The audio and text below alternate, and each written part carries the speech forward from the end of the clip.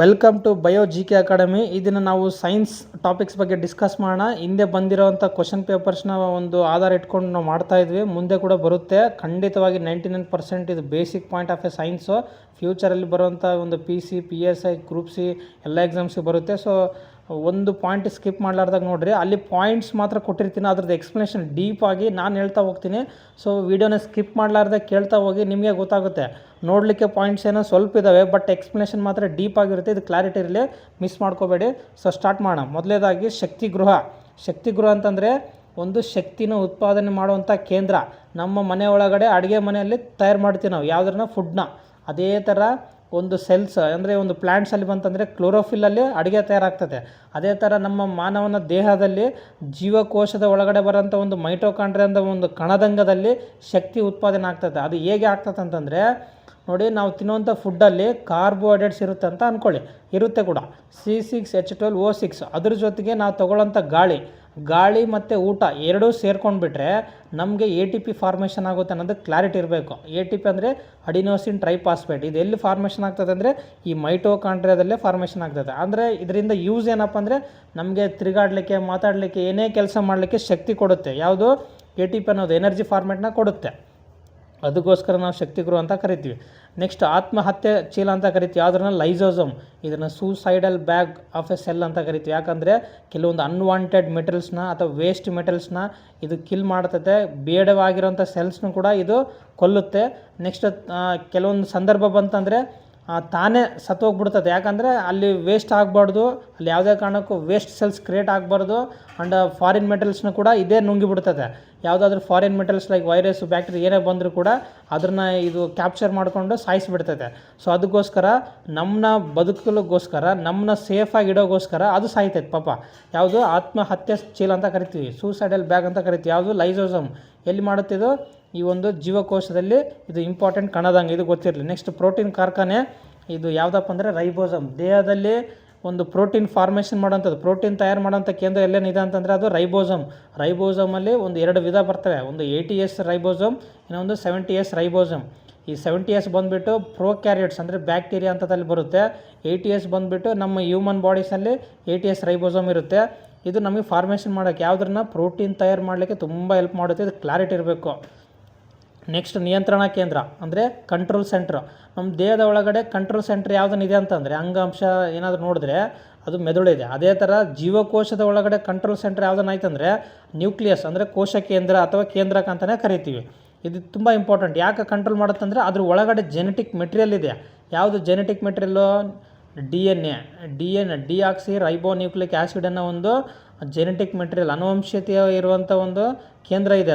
ಅದಕ್ಕೋಸ್ಕರ ಅದು ನಿಯಂತ್ರಣ ಕೇಂದ್ರ ಅಂತ ಕರಿತೀವಿ ನಾವು. ಎಲ್ಲ ಸೆಲ್ಸ್ ರಿಯಾಕ್ಷನ್ಸ್ ಕೂಡ ಕಂಟ್ರೋಲ್ ಮಾಡ್ತಾ ಇರುತ್ತೆ. ನೆಕ್ಸ್ಟ್ ರಕ್ತ ಹೆಪ್ಪುಗಟ್ಟುವಿಕೆ. ಯಾವುದಪ್ಪ ಅಂದರೆ ಪ್ಲೇಟ್ಲೆಟ್ಸು. ನೋಡಿ, ಬ್ಲಡ್ಡಲ್ಲಿ ಒಂದು ಪ್ಲಾಸ್ಮಾ, ಕೆಂಪು ರಕ್ತ ಕಣ, ಬಿಳಿ ರಕ್ತ ಕಣ, ಪ್ಲೇಟ್ಲೆಟ್ಸು. ಈ ಪ್ಲೇಟ್ಲೆಟ್ಸ್ ಕೆಲಸ ಏನು ಮಾಡುತ್ತೆ? ನಮಗೆ ರಕ್ತ ಹೆಪ್ಪುಗಟ್ಟುವಿಕೆಯಲ್ಲಿ ಹೆಲ್ಪ್ ಮಾಡುತ್ತೆ. ರಕ್ತ ನಾವೇನಾದರೂ ಆಕ್ಸಿಡೆಂಟ್ ಆದಾಗ, ಗಾಯ ಆಯ್ತು ಅಂದ್ಕೊಳ್ಳಿ, ಕಂಟಿನ್ಯೂ ಬ್ಲಡ್ ಆಗಿಬಿಟ್ರೆ ಮನುಷ್ಯ ಸಾಯ್ತಾನೆ. ಸೊ ಬ್ಲಡ್ ಬ್ಲೀಡಿಂಗ್ ಅನ್ನೋದು ಸ್ಟಾಪ್ ಆಗಬೇಕು. ಕಂಟಿನ್ಯೂ ಆಗ್ತಿದ್ರೆ ಅದು ಹಿಮೋಫಿಲಿಯನೂ ಆಗ್ಬೋದು, ಮನುಷ್ಯನೂ ಸಾಯ್ಬೋದು. ಬಟ್ ಬ್ಲಡ್ ಬ್ಲೀಡ್ ಸ್ಟಾಪ್ ಆದ್ರೇ ನಾವು ಸೇಫ್ ಆಗ್ತೀವಿ. ಬ್ಲಡ್ ಬ್ಲೀಡ್ ಸ್ಟಾಪ್ ಆಗಬೇಕಂತಂದರೆ ನೋಡಿ, ಅದಕ್ಕೇನು ಬೇಕು? ಫೈಬ್ರಿನೋಜಿನ್ ಅನ್ನೋ ಒಂದು ಪ್ರೋಟೀನ್ ಬೇಕು. ಆ ಪ್ರೋಟೀನ್ನ ರಿಲೀಸ್ ಮಾಡೋಂಥವ್ರು ಯಾರಂತಂದರೆ ಪ್ಲೇಟ್ಲೆಟ್ಸು. ಅದಕ್ಕೆ ಅದು ರಕ್ತ ಹೆಪ್ಪುಗಟ್ಟುವಿಕೆಯಲ್ಲಿ ಕೆಲಸ ಮಾಡುತ್ತೆ. ಇದು ಕ್ಲಾರಿಟಿ ಇರಬೇಕು. ವಿಟಮಿನ್ K ಕೂಡ ಈ ರಕ್ತ ಹೆಪ್ಪುಗಟ್ಟುವಿಕೆಗೆ ಕಾರಣ ಅನ್ನೋದು ಕ್ಲಾರಿಟಿ ಇರಬೇಕು. ನೆಕ್ಸ್ಟ್ ಆಮ್ಲಜನಕ ವಾಹಕ ಅಂತ ಕರಿತೀವಿ. ನೋಡಿ, ನಮ್ಮ ದೇಹದ ಒಳಗಡೆ ಆಕ್ಸಿಜನ್ನ ನಾವೇನು ತೊಗೊಳ್ತೀವಲ್ಲ, ಅದನ್ನು ಎಲ್ಲ ಒಂದು ಜೀವಕೋಶಗಳೊಳಗಡೆ, ತಲೆಯಿಂದ ಹಿಡಿದು ಅಡಿಯಿಂದ ಮುಡಿ ಮಠ ಪ್ರತಿಯೊಂದು ಜೀವಕೋಶಗಳಿಗೆ ಆಕ್ಸಿಜನ್ನ ಒಂದು ಟ್ರಾನ್ಸ್ಪೋರ್ಟ್ ಅಂದರೆ ಒಂದು ಸಂವಹನ, ಒಂದು ಏನು ಸರಬರಾಜು ಮಾಡ್ತಿರೋದು ಯಾವುದನ್ನಿದೆ ಅಂತಂದರೆ ಅದು ಹಿಮೋಗ್ಲೋಬಿನೇ. ನೋಡಿ, ಹಿಮೋಗ್ಲೋಬಿನು ಆಕ್ಸಿಜನ್ ತಗೊಂಡು ಹೋಗುತ್ತೆ. ಎಲ್ಲಿಗೆ? ಎಲ್ಲ ಸೆಲ್ಸ್ಗಳಿಗೂ ಕೊಡುತ್ತೆ.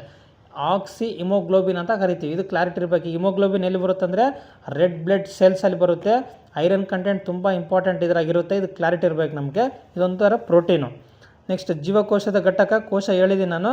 ಅಂದರೆ ಯಾವುದೇ ಒಂದು ದೇಹ ಅಥವಾ ಜೀವಿ ಬದುಕಿರಬೇಕಂದ್ರೆ ಅದು ರಚನಾತ್ಮಕ ಮತ್ತು ಮೂಲಾತ್ಮಕ ಯಾವುದನ್ನು ಘಟಕ ಇದೆ ಅಂತಂದರೆ, ಕಾರ್ಯಾತ್ಮಕ ಘಟಕ, ಅದು ಜೀವಕೋಶನ. ಸೊ ನೋಡಿ, ಯಾಕಂದರೆ ಜೀವಕೋಶ ಒಳಗಡೆ ಮೈಟೋಕಾಂಡ್ರಿಯಾ, ಲೈಸೋಸೋಮು, ಕೋಶ ಕೇಂದ್ರ, ಏನು ಎಲ್ಲ ರೈಬೋಸೋಮ್ಸ್ ಎಲ್ಲ ಬರ್ತಾವೆ, ಇಂಪಾರ್ಟೆಂಟ್ ಪಾರ್ಟ್ಸ್ ಎಲ್ಲ. ಅದಕ್ಕೆ ಅದು ಒಂದು ಜೀವಿನೇ ಹುಟ್ಟಾಕಲಿಕ್ಕೆ ಮೇನ್ ಘಟಕ ಯಾವುದನ್ನು ಇದೆ ಅಂತಂದರೆ ಅದು ಜೀವಕೋಶ ಅಂತ ಕ್ಲಾರಿಟಿ ಇರಬೇಕು.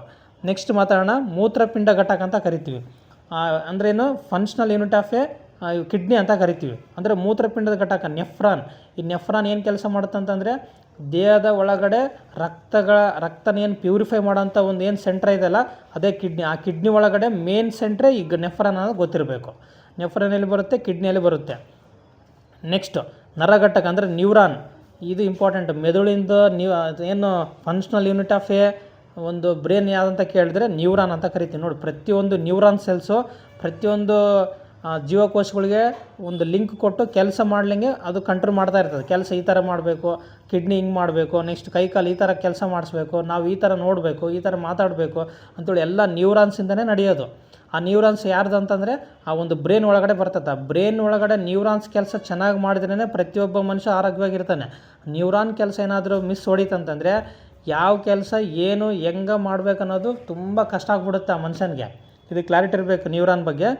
ನೆಕ್ಸ್ಟ್ ನೋಡಿ, ಹಾರ್ಮೋನ್ ಮಾಸ್ಟರ್. ನೋಡಿ, ಪಿಟ್ಯುಟರಿ ಅಂತ ಕರಿತೀವಿ. ಅಂದರೆ ಈ ಒಂದು ಹಾರ್ಮೋನ್ಸ್ ಬಗ್ಗೆ ಮಾತಾಡಬೇಕಾದ್ರೆ pituitary hormone, thyroid hormone, pancreas hormone, liver ಅಂತರ ಹಾರ್ಮೋನು, ನೆಕ್ಸ್ಟು ಟೆಸ್ಟಿಸು, ಓವರಿಸು, ಇವೆಲ್ಲ ಒಂದು ಏನು ಹಾರ್ಮೋನ್ಸ್ ಇದೆಯಲ್ಲ ಅವು ಎಲ್ಲರಿಗೆ ಬಾಸ್ ಯಾರಂತಂದರೆ ಪಿಟ್ಯುಟರಿ. ಇದು ಕ್ಲಾರಿಟಿ ಇರಬೇಕು.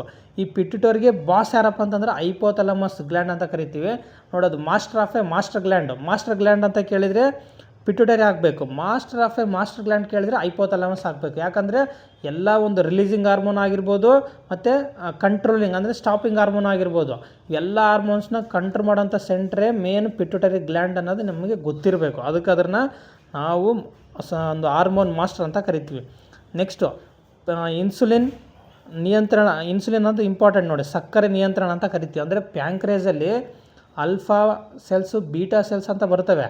ಈ ಬೀಟಾ ಸೆಲ್ಸಿಂದ ಇನ್ಸುಲಿನ್ ಉತ್ಪತ್ತಿ ಮಾಡುತ್ತೆ. ಆ ಇನ್ಸುಲಿನ್ ಏನು ಮಾಡುತ್ತೆ ಅಂದರೆ ನಮ್ಮ ದೇಹದ ಒಳಗಡೆ ಸಕ್ಕರೆ ಅಂಶವನ್ನು ಎಷ್ಟು ಇರಬೇಕೋ ಅಷ್ಟು ಕಂಟ್ರೋಲಲ್ಲಿ ಇಟ್ಕೊಳ್ಬೇಕು. ಅದನ್ನು ಮೇಂಟೈನ್ ಮಾಡೋಂಥದ್ದು ಒಂದು ಪವರ್ ಯಾರು ತೆಗಿದೆ ಅಂತಂದರೆ ಈ ಒಂದು ಇನ್ಸುಲಿನ್ಗಿದೆ. ಸೊ ಈ ಇನ್ಸುಲಿನ್ನೇ ನಮಗೆ ನೋಡ್ಕೊಳ್ಳುತ್ತೆ. ಇನ್ ಕೇಸ್ ಇನ್ಸುಲಿನ್ನ ಕಡಿಮೆ ಆಯ್ತಂದರೆ ಸಕ್ಕರೆ ಅಂಶ ಜಾಸ್ತಿ ಆಗಿಬಿಡುತ್ತೆ ಬ್ಲಡ್ಡಲ್ಲಿ. ಆವಾಗ ಅವರಿಗೆ ಡಯಾಬಿಟಿಕ್ ಮಿಲೆಟಸ್ ಅನ್ನೋ ರೋಗ ಬರುತ್ತೆ. ಅಂದರೆ ಒಂದು ಸಕ್ಕರೆ ಕಾಯಿಲೆ ರೋಗ ಬರುತ್ತೆ. ಇನ್ ಕೇಸ್ ಇನ್ಸುಲಿನ್ ಪ್ರಾಪರ್ ಆಗಿತ್ತಂದರೆ ಯಾವ ರೋಗನೂ ಬರಲ್ಲ. ಇನ್ಸುಲಿನ್ ತೀರಾ ಕಡಿಮೆ ಆಯ್ತು ಅಂತಂದರೆ ಲೋ ಶುಗರ್ ಆಗಿ ಬಂದುಬಿಡುತ್ತೆ, ಅವ್ರಿಗೂ ಒಂದು ರೋಗ ಬರುತ್ತೆ. ಇದು ಕ್ಲಾರಿಟಿ ಇರಬೇಕು. ಡಯಾಬಿಟಿಕ್ ಪೇಷಂಟ್ಸ್ ಅಂತ ಕರಿತೀವಿ ನಾವು. ಇದು ಪ್ರಪಂಚದಲ್ಲಿ I think 3rd or 4th dangerous disease ಆಗಿ ಹೊರಹೊಮ್ಮುತ್ತಿದೆ. ಇದು ಕ್ಲಾರಿಟಿ ಇರಬೇಕು. ಇದ್ರ ಬಗ್ಗೆ ಕೇಳೋಂಥ ಚಾನ್ಸ್ ಇದೆ. ಪ್ಯಾಂಕ್ರಿಯಸ್ ಗ್ಲ್ಯಾಂಡ್, ಮೆದೋಜೀರಕ ಗ್ರಂಥಿಯಿಂದ ಬೀಟಾ ಸೆಲ್ಸಿಂದ ಉತ್ಪತ್ತಿ ಆಗುವಂಥದ್ದೇ ಇನ್ಸುಲಿನ್ನು. ದೇಹದ ರಕ್ತದ ಒಳಗಡೆ ಸಕ್ಕರಾಂಶವನ್ನು ಕಡಿಮೆ ಮಾಡಲಿಕ್ಕೆ ಇದು ಉಪಯೋಗ. ಇದು ಇಂಪಾರ್ಟೆಂಟು. ನೆಕ್ಸ್ಟ್ ಹೋಗೋಣ. ನೋಡಿ, ಒಂದು ಅಡ್ರಿನಾಲಿನ್ ಬಗ್ಗೆ. ನೋಡಿ, ನಮ್ಮ ದೇಹದ ಒಳಗಡೆ ತುಂಬ ಹಾರ್ಮೋನ್ಸ್ಗಳಿದ್ದಾವೆ. ಅದರಲ್ಲಿ ಅಡ್ರಿನಾಲಿನ್ ಬಗ್ಗೆ ಕೇಳ್ತಾನೆ. ಅಡ್ರಿನಾಲಿನ್, ನಾರ್ ಅಡ್ರಿನಾಲಿನ್, ಎಫಿನೆಫ್ರಿನ್, ನೆಫ್ರಿನ್ ಅಂತೇಳಿ ಇದ್ರಾಗ ಪಾರ್ಟ್ಸು. ಯಾವುದರಲ್ಲಿ? ಅಡ್ರಿನಾಲಿನ್. ಇದ್ರ ಕೆಲಸ ಏನು ಮಾಡುತ್ತಂದರೆ ಮನುಷ್ಯನಿಗೆ ತುಂಬ ಭಯ ಆದಾಗ ಅಥವಾ ಏನಾದರೂ ಜಗಳ ಆದಾಗ ಕೋಪ ಬರುತ್ತೆ, ಅಥವಾ ಏನಾದರೂ ಸಡನ್ ಭಯ ಆದಾಗ ಜಂಪ್ ಮಾಡ್ತಾನೆ, ಅಥವಾ ಹಾವು ಬಂದಾಗ ಸಡನ್ನಾಗಿ ಎಗರಿಬಿಡ್ತಾನೆ, ಅಥವಾ ಏನೋ ಒಂಥರ ಭಯ, ಭೀತಿ, ಇವೇನು ಸಡನ್ ಆ್ಯಕ್ಷನ್ಸ್ ಏನೇನು ಮಾಡ್ತಾನಂತಂದರೆ ಅದಕ್ಕೆ ಮೇನ್ ಕಾರಣನೇ ಅಡ್ರಿನಾಲಿನ್. ಅದು ರಿಲೀಸ್ ಆದಾಗೆ ಮನುಷ್ಯ ಸಡನ್ ರಿಯಾಕ್ಷನ್ ಕೊಡ್ತಾನೆ. ಆ್ಯಕ್ಷನ್ಗೆ ತಕ್ಕಂಗೆ ರಿಯಾಕ್ಷನ್ ಫಾಸ್ಟಾಗಿ ಕೊಡ್ತಾನೆ ಮಾತು. ಅದು ನಮ್ಗೆ ಕ್ಲಾರಿಟಿ ಇರಬೇಕು. ಸಡನ್ನಾಗಿ ಫಾರ್ ಎಕ್ಸಾಂಪಲು ಒಬ್ಬ ಮನುಷ್ಯನ ಕುತ್ಕೊಂಡಿರ್ತಾನೆ ಮರದ ಕೆಳಗಡೆ, ಸಡನ್ನಾಗಿ ಒಂದು ಹಾವು ಜಾರಿ ಮೇಲಿಂದ ಕೆಳಗಡೆ ಬಿದ್ದುಬಿಡುತ್ತೆ. ಸಡನ್ನಾಗಿ ಮನುಷ್ಯ ಎಗರಿಬಿಡ್ತಾನೆ ಅಥವಾ ಓಡೋಗ್ಬಿಡ್ತಾನೆ. ಅದಕ್ಕೆ ಕಾರಣ ಯಾರಪ್ಪ ಅಂತಂದರೆ ಅಡ್ರಿನಾಲಿನ್ ಗ್ಲ್ಯಾಂಡ್ ಅಂತ ಗೊತ್ತಿರಬೇಕು. ಅದಕ್ಕೆ ನೋಡಿ, ಅದನ್ನು ನಾವು ತುರ್ತು ಹಾರ್ಮೋನ್, ಎಮರ್ಜೆನ್ಸಿ ಹಾರ್ಮೋನ್ ಅಂತ ಕರಿತೀವಿ. ಅಂದರೆ ನಮ್ಮ ದೇಹದ ಒಂದು ಕೆಲವೊಂದು ಕಂಡೀಷನಲ್ಲಿ ಎಮರ್ಜೆನ್ಸಿ ಟೈಮ್ನಾಗ ಹೆಲ್ಪ್ ಮಾಡುತ್ತೆ. ಅದು ಸಡನ್ನಾಗಿ ಏನೇ ಒಂದು ಮೂಮೆಂಟ್ ಬಂದರೆ ಸಡನ್ ರಿಯಾಕ್ಷನ್ ಹೆಲ್ಪ್ ಮಾಡುತ್ತೆ. ಯಾವುದು? Adrenaline hormone. ಇದು ಕ್ಲಾರಿಟಿ ಇರಬೇಕು. ಇದು ಫ್ಲೈಟ್ಗೂ ಹೆಲ್ಪ್ ಮಾಡುತ್ತೆ. ಇದು 3F ಹಾರ್ಮೋನ್ ಅಂತ ಕರಿತೀವಿ. ಇದು ಕ್ಲಾರಿಟಿ ಇರಲಿ. ನೆಕ್ಸ್ಟು ನೋಡಿ, ಪ್ರಕಾಶ ಸಂಶ್ಲೇಷಣೆ ಅಂತ ಕರಿತೀವಿ. ಅಂದರೆ ಒಂದು ಸೂರ್ಯನ ಬೆಳಕನ್ನು ಯೂಸ್ ಮಾಡಿಕೊಂಡು ಸಸ್ಯಗಳು, ಅಂದರೆ ಭೂಮಿ ಮೇಲೆ ಬದುಕಿರೋಂಥ ಎಲ್ಲ ಸಸ್ಯಗಳು ಪತ್ರಾರಿತಿನ ಸಹಾಯದಿಂದ ಒಂದು ಏನು ಫುಡ್ ತಯಾರು ಮಾಡ್ತವೆ. C6H12O6ನ ತಯಾರು ಮಾಡ್ತವೆ. ಯಾವುದನ್ನು ಬಳಸ್ಕೊಂಡು?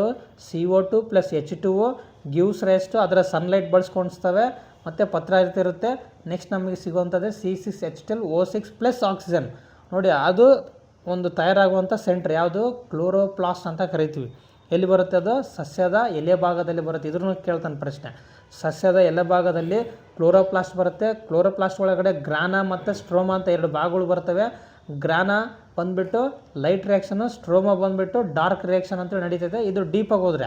ಬಟ್ ನಮ್ಮ ಎಕ್ಸಾಮ್ಸ್ಗೆ ಏನು ಕೇಳ್ತಾನೆ?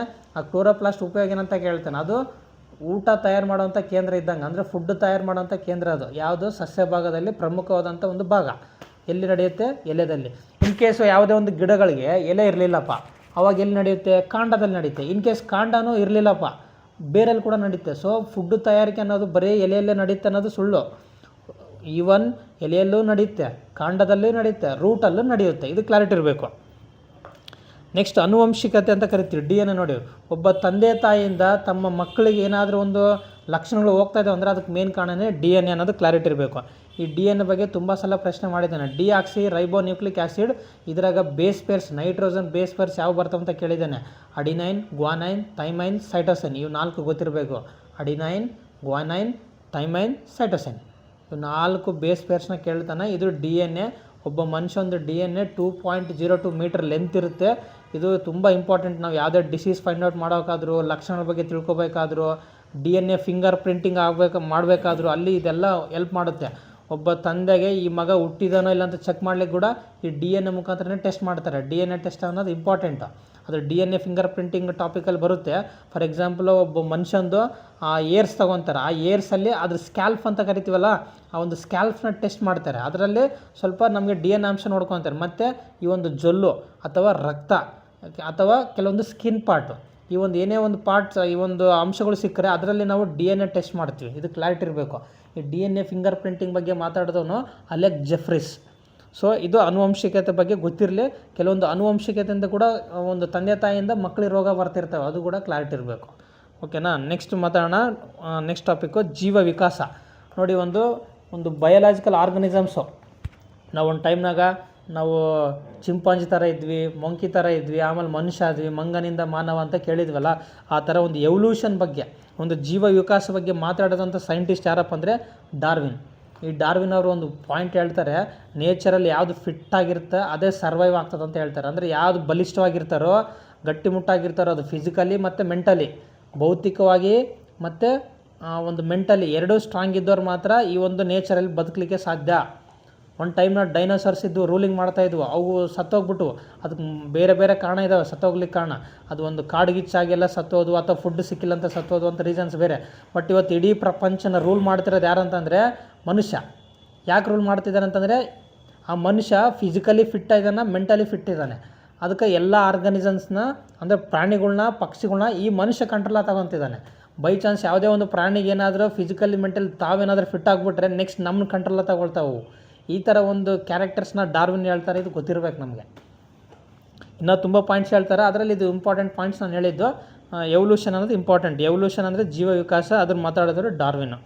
ನೆಕ್ಸ್ಟು ಅನುವಂಶತೆಯ ಪಿತಾಮಹ ಮೆಂಡಲ್ ಬಗ್ಗೆ ಹೇಳಿದ್ವಲ್ಲ. ಈ ಒಂದು DNA ಹೆಂಗಿರುತ್ತೆ ಹೆಂಗಿಲ್ಲ ಅಂತೇಳಿ ಇದನ್ನು ಫಸ್ಟು ಸೈಂಟಿಫಿಕಾಗಿ ಪ್ರೂವ್ ಮಾಡ್ಕೊಂತ ಹೋಗಿರ್ತಾರೆ. ಫಸ್ಟು ಒಂದು ಪ್ಲ್ಯಾಂಟ್ಸ್ನ ತೊಗೊಂಡಿರ್ತಾರೆ, ಸಸ್ಯಗಳ ಮೇಲೆ ಪ್ರಯೋಗ ಮಾಡ್ತಾ ಹೋಗ್ತಾ ಇರ್ತಾನೆ. ಯಾರು? ಗ್ರಿಗರ್ ಮೆಂಡೆಲು. ಅದಕ್ಕೋಸ್ಕರ ಇದನ್ನು ಅನುವಂಶತೆಯ ಪಿತಾಮಹ ಅಂತ ಕರಿತೀವಿ. ಇದು ಕ್ಲಾರಿಟಿ ಇರಲಿ.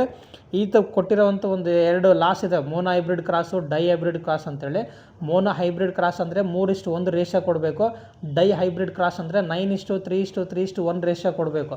ಈ ನಂಬರ್ನ KPSC ಆಲ್ರೆಡಿ ಪ್ರಶ್ನೆ ಮಾಡಿದ್ದಾನೆ. ಡೈ ಹೈಬ್ರಿಡ್ ಕ್ರಾಸ್ನ ಕೇಳಿದ್ದಾನೆ 9:3:3:1 ಅಂತೇಳಿ. ಇದು ಕ್ಲಾರಿಟಿ ಇರಲಿ. ನೆಕ್ಸ್ಟ್ ಹೋಗೋಣ. ಜೀವಶಾಸ್ತ್ರದ ಪಿತಾಮಹ ಅರಿಸ್ಟಾಟಲ್. ನೋಡಿ, ನಮ್ಮ ಜೀವಶಾಸ್ತ್ರದಲ್ಲಿ ಪ್ರತಿಯೊಂದು ಆಲ್ಮೋಸ್ಟ್ 60 to 50% ಇವರು ಎಕ್ಸ್ಪ್ಲೇನ್ ಮಾಡಿರೋ ಟಾಪಿಕ್ಗೆ ನಾವು ಓದ್ತಾ ಇರೋದು. ಅದಕ್ಕೋಸ್ಕರ ಇವ್ರನ್ನ ಪಿತಾಮಹ ಅಂತ ಕರಿತೀವಿ. ಇದು ಕ್ಲಾರಿಟಿ ಇರಲಿ. ನೆಕ್ಸ್ಟ್ ರಕ್ತ ಪರಿಚಲನೆ. ಇದು PSI ತುಂಬ ಸಲ ಪ್ರಶ್ನೆ ಮಾಡಿದ್ದಾನೆ. ಯಾರು? ವಿಲಿಯಂ ಹರ್ವೆ ಅನ್ನೋದು ರಕ್ತ ಯಾವ ಥರ ಸರಬರಾಜು ಆಗ್ತದೆ ದೇಹದ ಒಳಗಡೆ. ಕೆಂಪು ರಕ್ತ ಕಣಗಳು ಹೆಂಗೆ ಹೋಗ್ತಾ ಇದ್ದಾವೆ, ಬಿಳಿ ರಕ್ತ ಕಣಗಳು ಹೆಂಗೆ ಹೋಗ್ತಾ ಇದ್ದಾವೆ, ಹಾರ್ಟಿಂದ ಕಿಡ್ನಿ ಯಾವ ಥರ ಹೋಗ್ತೈತೆ, ಹಾರ್ಟಿಂದ ಲಂಗ್ಸ್ಗೆ ಯಾವ ಥರ ಹೋಗ್ತೈತೆ, ಈ ಒಂದು ಸರ್ಕ್ಯುಲೇಷನ್ ಆಫ್ ಬ್ಲಡ್ ಯಾವ ಥರ ಆಗ್ತದೆ ಅನ್ನೋದು ನಮ್ಮ ದೇಹದ ಒಳಗಡೆ ಪರಿಚಯ ಮಾಡಿಕೊಟ್ಟಿದ್ದು ಯಾರಪ್ಪ ಅಂದರೆ ವಿಲಿಯಂ ಹರ್ವೆ. ನೆಕ್ಸ್ಟ್ ವರ್ಗೀಕರಣ ಶಾಸ್ತ್ರ, ಲಿನಿಯಸ್ ಅಂತ ಕರಿತೀವಿ, ಕರೋಲಸ್ ಲಿನಿಯಸ್. ಯಾವ ಥರ ಈ ಒಂದು ವರ್ಗೀಕರಣ ಮಾಡೋದು ಯಾವ ಥರ ಮಾಡ್ಕೋಬೇಕು ಒಂದು ನೋಡಿ. ಪ್ರೊಟಿಸ್ಟಾ, ಮೈಕೋಟಾ ಅಂದರೆ ಪ್ರೊಟಿಸ್ಟಾ, ಮೊನೆರಾ, ಮೈಕೋಟಾ, ಮತ್ತು ಇವನ್ ಪ್ಲ್ಯಾಂಟೆ, ಆಲ್ಗೆ ಅಂದರೆ ಈ ಒಂದು ಏನು ಪ್ರಾಣಿಗಳ್ನ, ಪಕ್ಷಿಗಳ್ನ, ಜೀವಿಗಳು ಏನು ಸಣ್ಣ ಜೀವಿಗಳ್ನ ಯಾವ ಥರ ವರ್ಗೀಕರಣ ಮಾಡಬೇಕು, ಯಾವುದ್ರಲ್ಲಿ ಇಡಬೇಕು ನೋಡಿ. ಅನಿಮಲ್ಸ್ ಅನ್ನೋದು ಮೆಮಲ್ಸ್ನಾಗ ಬರ್ತೀವಿ, ಪ್ಲ್ಯಾಂಟ್ಸ್ ಅನ್ನೋದು ಪ್ಲ್ಯಾಂಟೇನಾಗ ಬರ್ತೀವಿ. ಈ ಥರ ಕಂಪ್ಲೀಟಾಗಿ ವರ್ಗೀಕರಣ ಮಾಡಿದ್ದು ಯಾರಪ್ಪ ಅಂತಂದರೆ ಈ ಒಂದು ಕರೋಲಸ್ ಲಿನಿಯಸ್ ಅನ್ನೋದು ಗೊತ್ತಿರಬೇಕು. ನೆಕ್ಸ್ಟ್ DNA ಫಿಂಗರ್ ಪ್ರಿಂಟಿಂಗ್ ನಾನು ಮೊದಲೇ ಹೇಳಿದೆ, ಅಲೆಕ್ ಜೆಫ್ರಿಸು. ಒಬ್ಬ ಮನುಷ್ಯನಿಗೆ DNA ಫಿಂಗರ್ ಪ್ರಿಂಟ್ಸಿಂಗ್ ಇವತ್ತು ಆಧಾರ್ ಸೆಂಟ್ರಲ್ಲಿ ಕೊಡ್ತಾ ಇರ್ತೀವಿ, ಬೇರೆ ಬೇರೆ ರಿಜಿಸ್ಟ್ರೇಷನಲ್ಲಿ ಕೊಡ್ತಾ ಇರ್ತೀವಿ. ಮತ್ತು ಒಬ್ಬ ಬೈ ಚಾನ್ಸ್ ಒಬ್ಬ ತಂದೆಗೆ ಮಗ ಹುಟ್ಟಿರ್ತಾನೆ, ಮಗ ಅವನದಲ್ಲ ಅಂತ ಡೌಟ್ ಇದ್ದರೆ ಚೆಕ್ ಮಾಡ್ಬೋದು ನಾವು ಬೈ ಯೂಸಿಂಗ್ DNA ಟೆಸ್ಟು.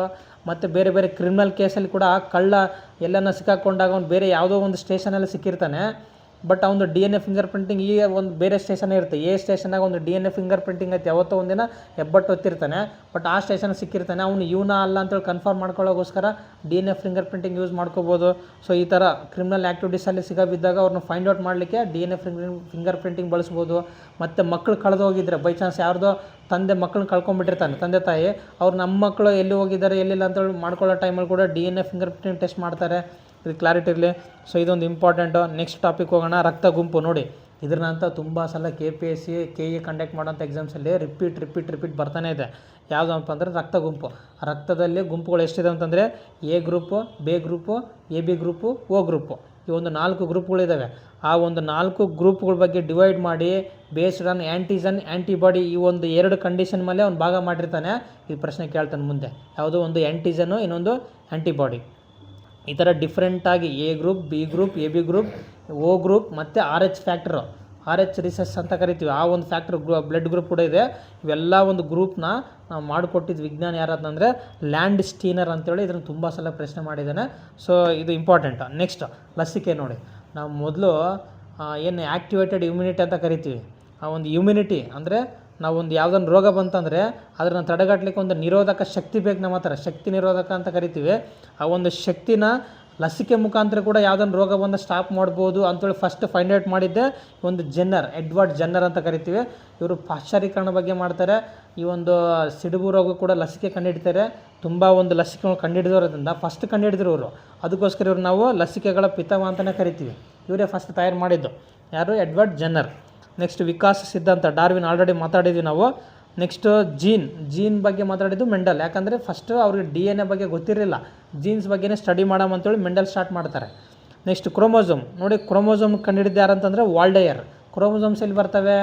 ಒಬ್ಬ ಮನುಷ್ಯನಿಗೆ ಅಂದರೆ ಹ್ಯೂಮನ್ಸ್ಗೆ 23 ಜೊತೆ ಕ್ರೋಮೋಸೋಮ್ಸ್ ಇದೆ. ಅಂದರೆ 23 ಕ್ರೋಮೋಸೋಮ್ಸ್ ಅಂದರೆ ಏನು? ಕ್ರೋಮೋಸೋಮ್ಸ್ ಯಾವ ಥರ ಚಿತ್ರೀಕರಣ ಇರ್ತವೆ ಅದನ್ನೆಲ್ಲ ಎಕ್ಸ್ಪ್ಲೇನ್ ಮಾಡಿದ್ದು ಯಾರಪ್ಪ ಅಂತಂದರೆ ವಾಲ್ಡೇಯರ್ ಅಂತ ಗೊತ್ತಿರಬೇಕು ಈ ಸೈಂಟಿಸ್ಟು. ನಮ್ಮ ಹ್ಯೂಮನ್ಸಲ್ಲಿ 23 ಪೇರ್ಸ್ ಇದ್ದಾವೆ, 22 ಪೇರ್ಸು ಆಟೋಸೋಮ್ಸು, 1 ಪೇರ್ಸು ಆಲೋಸೋಮ್ಸು. ಆಟೋಸೋಮ್ಸ್ ಅಂದರೆ ಬಾಡಿ ಸೆಲ್ಸು, ಆಲೋಸೋಮ್ಸ್ ಅಂದರೆ ಸೆಕ್ಸ್ ಸೆಲ್ಸು. ಇದು ಕ್ಲಾರಿಟಿ ಇರಲಿ. ನೆಕ್ಸ್ಟ್ ಕೋಶ ಸಿದ್ಧಾಂತ ನೋಡಿದೆ, ಶೆಡ್ವನ್ ಶಾನ್ ಅಂತೇಳಿ. ಕೋಶ ಸಿದ್ಧಾಂತ ಅಂದರೆ ಸೆಲ್ ಥಿಯರಿ ಬಗ್ಗೆ ಮಾತಾಡ್ತಾನೆ. ಅಂದರೆ ಒಬ್ಬ ಜೀವಿ ಹುಟ್ಕೊಳ್ಬೇಕಾದ್ರೆ ಜೀವಕೋಶ ಫಸ್ಟ್ ಹುಟ್ಟಿರಬೇಕು. ಜೀವಕೋಶ ಹೆಂಗೆ ಹುಟ್ಕೊಳ್ತದೆ, ಜೀವಕೋಶ ಹೆಂಗಿಂದ ಬರ್ತದೆ? ಮೊದಲೇ ಆಲ್ರೆಡಿ ಹುಟ್ಟಿರ್ತಂಥ ಜೀವಕೋಶದಿಂದ ಜೀವಕೋಶ ಉಟ್ಕೊಂಡು ಬರುತ್ತಾ, ಇಲ್ಲ ಏನಾದರೂ ಸ್ಟಾರ್ಟಿಂಗಿಂದ ಬೇರೆ ಥರ ಉಟ್ಕೊಂಡು ಬರುತ್ತಾ ಅನ್ನೋದು ಯಾರಿಗೂ ಕ್ಲಾರಿಟಿ ಇರಲಿಲ್ಲ. ಈ ಥರ ಡೌಟ್ಸ್ ಇದ್ದಾಗ ಈ ಒಂದು ಸೆಲ್ ಥಿಯರಿ ಬಗ್ಗೆ ಈ ಒಂದು ಶ್ವೇಡರ್ಸ್ವ್ಯಾನ್ ಅಂತೇಳಿ ಇವರು ಎಕ್ಸ್ಪ್ಲೇನ್ ಮಾಡ್ತಾರೆ. ಇದು ಕ್ಲಾರಿಟಿ ಇರಬೇಕು. ಸೆಲ್ ಥಿಯರಿ ಅಂದರೆ ಪ್ರೀ ಎಕ್ಸಿಸ್ಟಿಂಗ್ ಸೆಲ್ಸಿಂದನೇ ಸೆಲ್ಸ್ ಉಟ್ಕೊಂಡು ಬಂದವು. ಎಲ್ಲ ಒಂದು ಆರ್ಗನಿಸಮ್ಸ್, ಜೀವರಂತ ಎಲ್ಲ ಒಂದು ಆರ್ಗನಿಸಮ್ಸ್ಗಳು ಆ ಒಂದು ಜೀವಕೋಶದಿಂದನೇ ತಯಾರಾಗಿರೋದು. ನೋಡಿ, ಫಾರ್ ಎಕ್ಸಾಂಪಲ್ ಒಂದು ಮನೆ ಇಟ್ಟಿಗೆಗಳಿಂದ ತಯಾರಾಗಿರುತ್ತೆ, ಒಂದು ಮನೆ ಸಿಮೆಂಟ್ ಎಳ್ಳೆಯಿಂದ ತಯಾರಾಗಿರುತ್ತೆ. ಅದೇ ಥರ ಒಂದು ಜೀವಿಗಳು ಆ ಒಂದು ಜೀವಕೋಶದಿಂದ ತಯಾರಾಗಿರುತ್ತೆ ಅಂತ ಹೇಳ್ಕೊಟ್ಟಿದ್ದಾರೋ ಶ್ವೇಡರ್ಸ್ವ್ಯಾನ್. ನೆಕ್ಸ್ಟ್ ಜೀವ ಪದಾರ್ಥ ಪ್ರೋಟೋಪ್ಲಾಸಮ್, ಅದರಾಗ ಒಂದು ಫ್ಲೂಯಿಡ್ ಟೈಪ್ನಾಗ ಒಂದು ಸೆಲ್ಸ್ ಒಳಗಡೆ ಇರುತ್ತೆ, ಅದನ್ನು ಪ್ರೋಟೋಪ್ಲಾಸಮ್ ಅಂತ ಕರಿತೀವಿ. ಇದು ಎಲ್ಲ ಒಂದು ಕೆಮಿಕಲ್ ರಿಯಾಕ್ಷನ್ಸ್ ಆಗಲಿಕ್ಕೆ ಹೆಲ್ಪ್ ಮಾಡುತ್ತೆ. ಇದು ತುಂಬ ಇಂಪಾರ್ಟೆಂಟು. ನೆಕ್ಸ್ಟ್ ATP, ನಾನು ಆಲ್ರೆಡಿ ಹೇಳಿದೆ, ಇದನ್ನು ಶಕ್ತಿ ನಾಣ್ಯ ಅಂತ ಕರಿತೀವಿ. ಮೈಟೋಕಾಂಡ್ರಿಯಾ ಒಂದು ತಯಾರು ಮಾಡುತ್ತೆ. ಇದು ಕ್ಲಾರಿಟಿ ಇರಬೇಕು. DNA ಅಲ್ಲಿ ಕೂಡ ಬರುತ್ತೆ. ಇದು ಕ್ಲಾರಿಟಿ ಇರಲಿ. Thanks for watching. So please ನೀವು ಸಪೋರ್ಟ್ ಮಾಡ್ತಾ ಹೋಗಿ. ನೀವು ಎಷ್ಟೆಷ್ಟು ಸಪೋರ್ಟ್ ಮಾಡ್ತೀರಾ, ನಾವು ಇನ್ನೂ ಒಳ್ಳೆ ಉಪಯುಕ್ತವಾದಂಥ ವೀಡಿಯೋಸ್ ವಿತ್ ಕಂಟೆಂಟ್ನ ವಿತ್ ಎಕ್ಸ್ಪ್ಲನೇಷನ್ ನೀಟಾಗಿ ಮಾಡಿಬಿಡ್ತೀವಿ. ಸೊ ನೀವು ಲೈಕ್ ಮಾಡಿ, ಸಬ್ಸ್ಕ್ರೈಬ್ ಮಾಡಿ. ನೋಡಿ, ನೀವು ಯಾವುದೇ ಎಕ್ಸಾಮ್ ಬರೀಬೇಕಾದ್ರೆ ಒಂದು ಸಲ ರಿವಿಷನ್ ಮಾಡಿ. ನಾನು ಹೇಳಿರೋ ಪಾಯಿಂಟ್ಸು, ಇಲ್ಲಿರೋ ತೋರಿಸಿರೋ ಪಾಯಿಂಟ್ಸು ತುಂಬ ಸ್ವಲ್ಪ ಡಿಫ್ರೆಂಟಾಗೂ ಹೇಳಿದ್ದೀನಿ. ಸ್ವಲ್ಪ ಹೆಲ್ಪ್ ಆಗುತ್ತೆ, ರಿವಿಷನ್ ಮಾಡೋ ಟೈಮಲ್ಲಿ ತುಂಬ ಹೆಲ್ಪ್ ಆಗುತ್ತೆ. ಎಕ್ಸಾಮ್ಸಲ್ಲಿ 99% ಖಂಡಿತವಾಗಿ ರಿಪೀಟ್ ಆಗೋಂಥ ಚಾನ್ಸ್ ಇದೆ. ಸದುಪಯೋಗ ಮಾಡಿಕೊಳ್ಳಿ ಅಂತ. So once again thanks for watching.